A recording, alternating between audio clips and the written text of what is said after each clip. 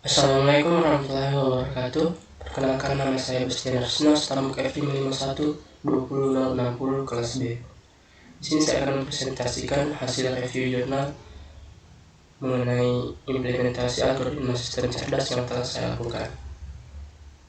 Jurnal yang saya review yaitu Jurnal Analisis Sentimen pada Review Pengguna E-commerce bidang pangan menggunakan metode Support Vector Machine atau SVM dengan studi kasus review Sharebox dan TinyHub pada Google Play.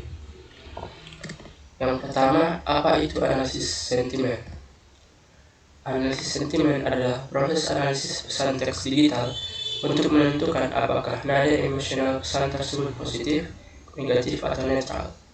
Jadi, seperti yang kita ketahui pada aplikasi Google Play, terdapat fitur yang dapat digunakan oleh pengguna aplikasi untuk melakukan review mengenai aplikasi tersebut.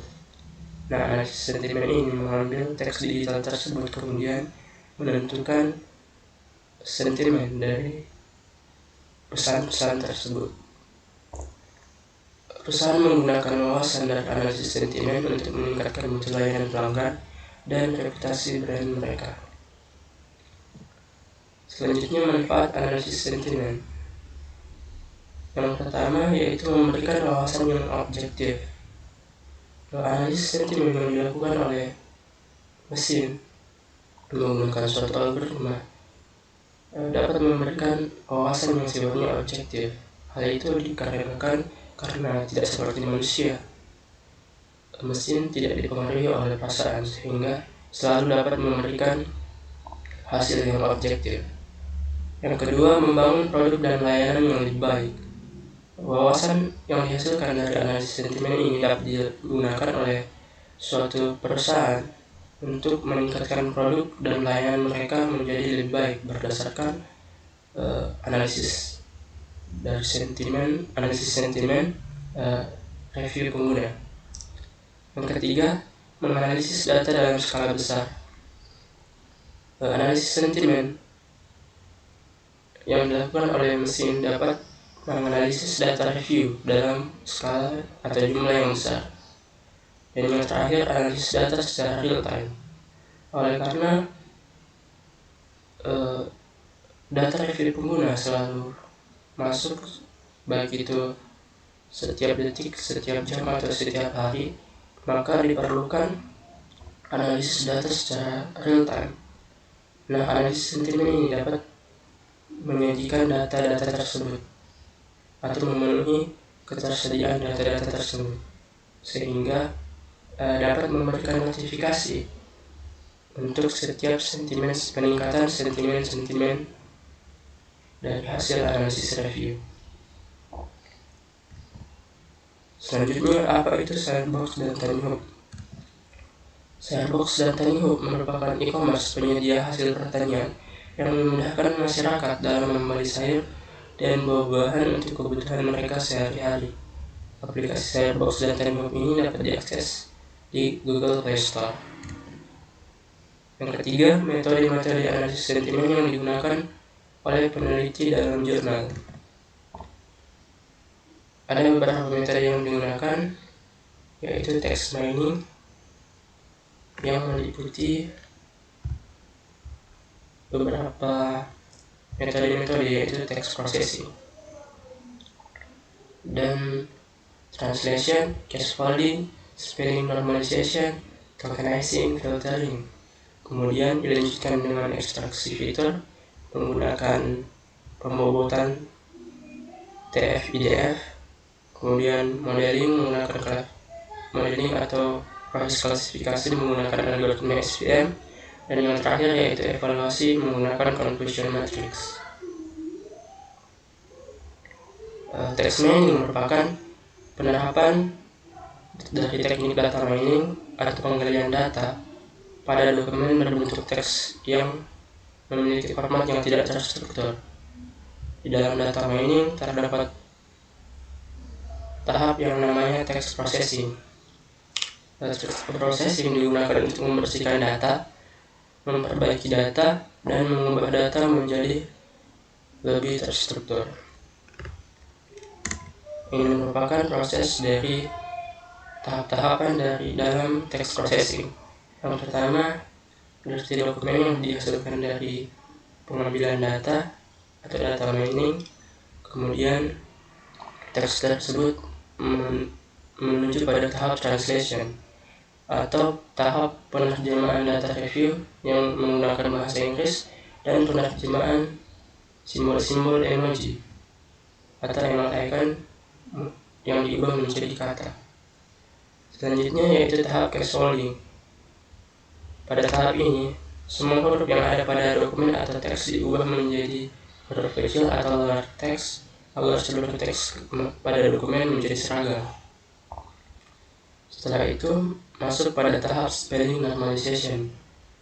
Pada tahap ini, kata-kata pada dokumen diperbaiki.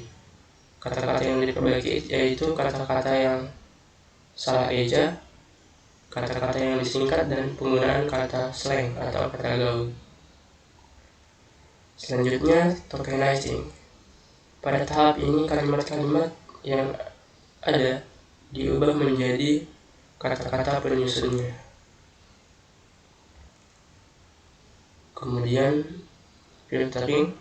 Pada tahap ini, kata-kata yang penting diambil, sedangkan kata-kata yang tidak terlalu penting tidak digunakan.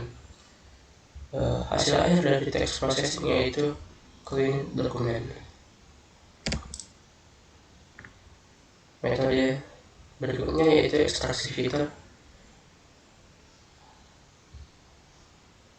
Pada tahap ini dilakukan pemberian nilai bobot kata pada data dokumen yang nantinya akan digunakan pada proses klasifikasi. Kata-kata ini perlu diberikan bobot karena proses klasifikasi menggunakan data angka, bukan menggunakan data string.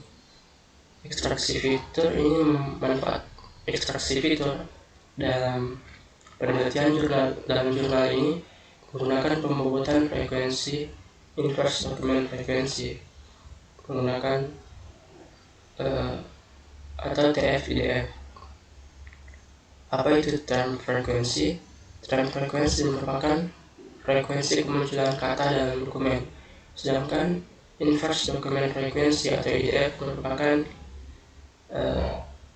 hubungan ketersediaan kata dalam dokumen, di mana semakin rendah jumlah dokumen yang mengandung kata, maka IDF semakin besar atau kata tersebut dianggap umum dan tidak penting nilainya.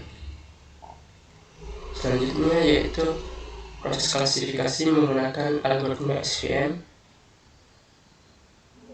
dan yang terakhir yaitu evaluasi menggunakan conversion matrix untuk melihat seberapa baik dan tepat model klasifikasi yang telah dibuat. Supervector machine atau SVM merupakan algoritma supervised learning yang dapat digunakan untuk klasifikasi dan regresi. Cara kerja SVM didasarkan pada SRM atau Structural Risk Minimization yang dirancang untuk mengolah data menjadi hyperplane yang mengklasifikasikan ruang input menjadi 2 kelas. SVM digunakan untuk mendapatkan hyperplane atau pemisah sebaik mungkin untuk memisahkan kedua kelas data dan memaksimalkan margin kedua kelas tersebut. Ada 3 hal yang perlu diperhatikan dalam menggunakan algoritma SVM, yaitu yang pertama supervector atau titik data yang lebih dekat dengan hyperplane dan mempengaruhi posisi dan orientasi hyperplane. Yang kedua hyperplane atau bidang yang memisahkan kelas data, dan yang ketiga margin atau jarak maksimum antara titik data kedua kelas.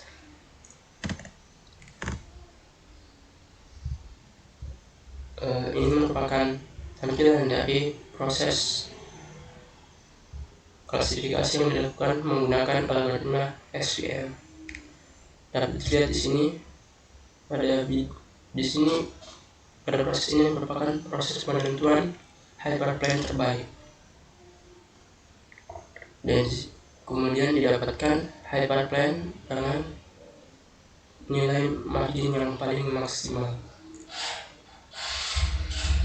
Ini merupakan hyperplane, sedangkan ini merupakan margin atau jarak antara kedua kelas. Supervector merupakan titik-titik data yang paling dekat dengan hyperplane. Dapat dilihat pada gambar ini, supervector ini digunakan untuk menentukan arah dan orientasi dari hyperplane.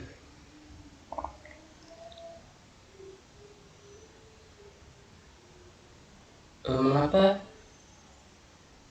hyperplane yang dipilih merupakan hyperplane dengan margin yang paling maksimal? Karena agar model ini dapat dipercaya, dapat lebih terpercaya, dan dapat digunakan untuk data-data selanjutnya. Yang keempat, proses analisis sentimen dalam penelitian pada jurnal. Proses yang pertama yaitu text mining, kemudian text processing, selanjutnya ekstraksi fitur, kemudian pembuatan modeling atau klasifikasi, dan yang terakhir yaitu evaluasi. Kelima, hasil analisis sentimen. Ini merupakan hasil analisis sentimen yang dilakukan oleh peneliti dalam jurnal. Di sini peneliti menggunakan data visualization untuk menampilkan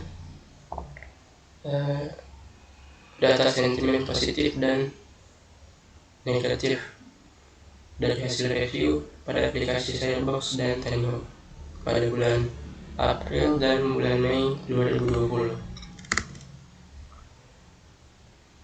Selain itu, peneliti juga menampilkan kata-kata yang muncul dalam bentuk word cloud visualization, kemudian menampilkan frekuensi dari kemunculan kata-kata tersebut dalam bentuk diagram blok. Ini merupakan frekuensi kata yang ada pada review aplikasi Sharebox, dan ini merupakan frekuensi kata yang muncul pada review aplikasi Tenho. Yang terakhir, kelebihan dan kekurangan dalam penelitian pada jurnal. Kelebihan, yang pertama kelebihan. Penelitian dilakukan dengan menggunakan metode text mining, text processing, feature extraction, dan algoritma SVM. Ini yang merupakan bagian dari Natural Language Processing atau NLP, dan juga menggunakan algoritma SVM yang populer dan terkenal baik untuk melakukan proses klasifikasi. Selanjutnya, peneliti menyajikan data visualization yang jelas, dan peneliti mampu membuat model analisis sentimen dengan akurasi yang cukup tinggi. Adapun kekurangan dalam penelitian ini yaitu peneliti belum melakukan analisis untuk tipe sentimen netral dan hanya menganalisis tipe sentimen positif dan negatif, dan peneliti belum dapat menjawab tantangan dalam analisis sentimen seperti pesan review yang menggunakan kalimat sarkasme dan kalimat negasi yang sulit untuk dianalisis tipe sentimennya, dan juga kalimat multipolaritas yang memiliki lebih dari satu tipe sentimen. Demikianlah presentasi hasil review jurnal yang telah saya lakukan. Terima kasih atas perhatiannya. Mohon maaf jika ada kesalahan kata. Assalamualaikum warahmatullahi wabarakatuh.